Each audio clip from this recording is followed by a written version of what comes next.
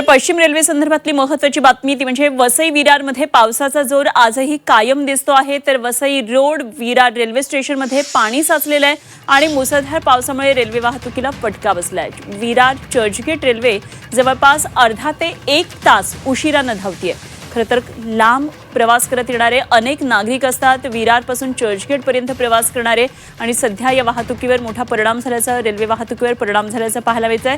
अर्धा ते 1 तास उशिराने सध्या रेल्वे वाहतूक सुरू आहे।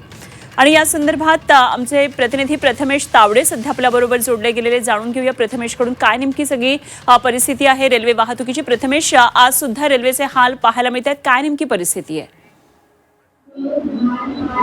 मी सध्या विरार रेल्वे स्थानकात उभा आहे आणि या स्थानकामध्ये प्रवाशांची मोठी गर्दी पाहायला मिळते। खरं तर सुरू असलेल्या पावसानं लोकल सेवा ही संपूर्णपणे विस्कळीत झालेली आहे।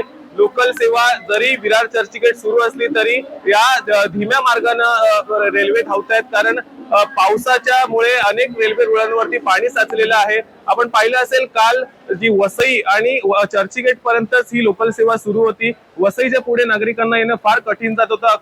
अखेर लोकांनी रेल्वे रुळावरून चालत प्रवास करत आपलं घर गाठलेलं आहे। आणि आता सरकारनंतर जी रेल्वे सुरू झालेली आहे त्यामुळे प्रवाशांना दिलासा मिळालेला आहे। मात्र लोकल सेवा ही लेट आहे, अर्ध्या ते 1 तासाने ट्रेन उशिरा धावतात, त्यामुळे आपलं कामाचं ठिकाण गाठणं नोकरदार वर्गाला फार कठीण जाते आणि त्यामुळे रेल्वे स्थानकामध्ये मोठी गर्दी पाहायला मिळते।